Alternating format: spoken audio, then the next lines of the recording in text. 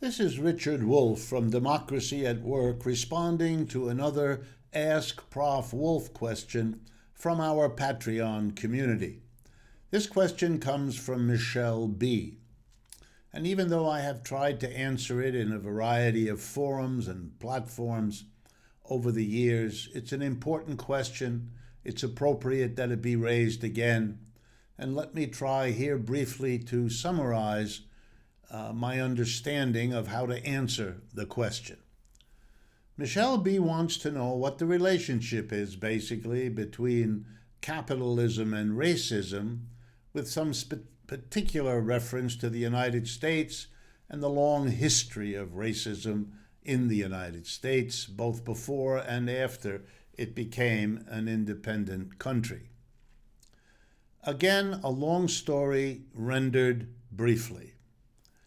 Every capitalism that we know of has always demonstrated a desperate, urgent, ongoing desire to do what business schools call, quote, economizing on labor costs, end quote.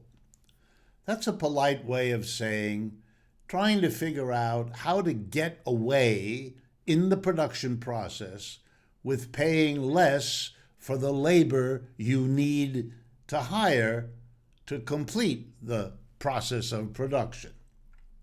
And the ways capitalism has found to do that are many. Here are some of them. If you would like to pay lower wages, see if there is someone in the community to whom you can give lower wages and they will come and work. So, for example, child labor, particularly important in the early centuries of capitalism almost everywhere. Children will often be sent out by their parents, depending on the culture and the history, to do labor, and to do labor for which they are paid less than the employer would have to pay an adult. It's certainly part of the history of Western Europe, of the United States, of India, China, and many, many other parts of the world where capitalism settled. Another example, women in these communities, if and when they were able or willing to leave the household, or pushed out if that were the case, and able and willing to go to work for wages, which were often pegged below that of men, as continues to be the case in many parts of the world to this day, including the United States. Here's another way: automation, replacing workers with machines. The minute the purchase of a machine over a useful life of, say, 5 or 10 years is cheaper in terms of the work it can do than hiring living laborers, the capitalist has an incentive and is free to do that. The capitalist is almost never required to compensate the individual who loses his or her job, the community that suffers the resulting unemployment, and so on. So there's little cost to the capitalist, given the way the system is set up, and a great incentive, namely higher profits, to do it. Here's another way: move production from where it is now, where wages are relatively high, to some other place where wages are relatively low. And the difference in wages, of course, has to compensate for whatever extra travel or distance has to be covered and the costs of that. Here's another way: immigration. If you can't profitably go to where the wages are cheaper, well, then bring people willing to work for lower wages to where you already are. The United States is probably the world's greatest example of an economic system literally built from the beginning on massive, successive wages of immigrants. So it should come as no surprise that here's another way. If none of the others are available, for whatever historical reasons, Perhaps what you can do, and capitalists have done this very frequently, is carve out a portion of your working class, your pool of labor, give them a unique historical definition, and then subject them to a kind of subordination, ill treatment, second-class citizenship, whatever you'd like to call it, to get them to be forced by circumstance to accept lower wages than the rest of the labor force is willing to work for. Now, one of the easiest ways to do that is with immigrants. They come in with their own history, their own clothing styles, their own cuisine, their own religion sometimes, and so on. So they come in as a distinct group and can be dealt with that way, made to play the role of a second-class citizen. African Americans are the prime example, perhaps in the world. Brought over by force, so they weren't even immigrants in the normal sense of the term. They were forced over here, made into a second-class group of citizens with no mistaking, because they were literally property of other people, slaves, which other immigrants didn't have to go through.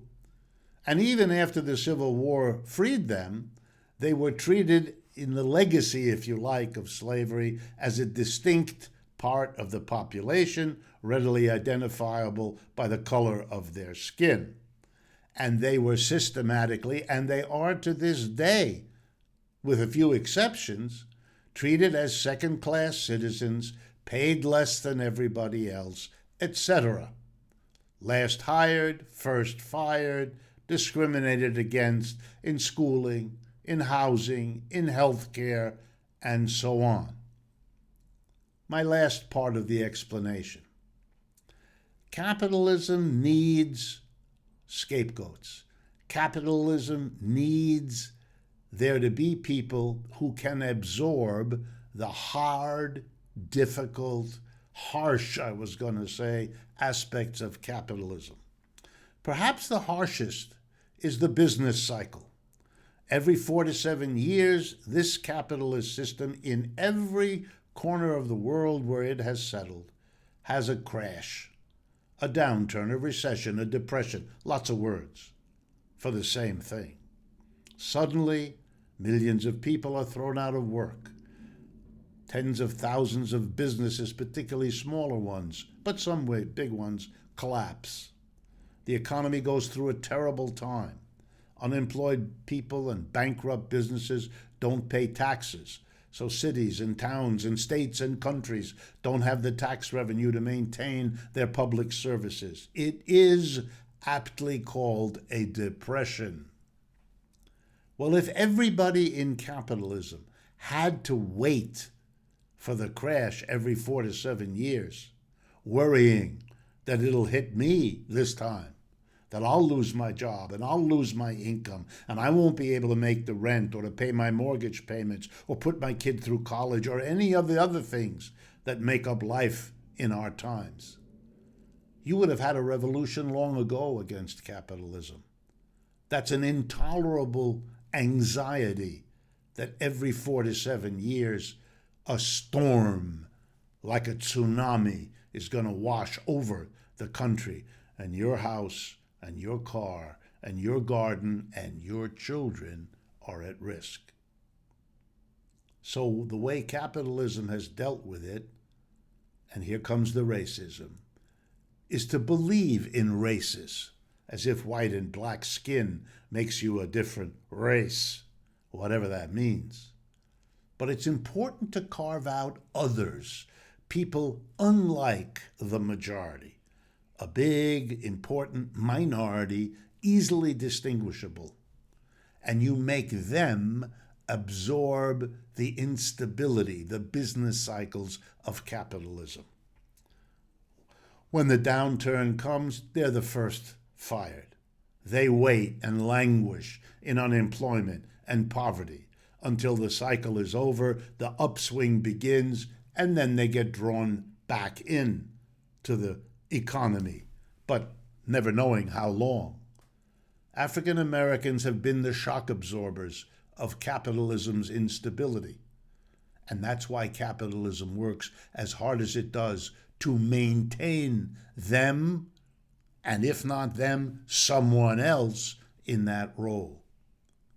To overcome this kind of discrimination, whether it's based on race or some other category equally constructed, is really less important than understanding that it became functional to capitalism, reinforcing capitalism, enabling it to survive its own internal instabilities.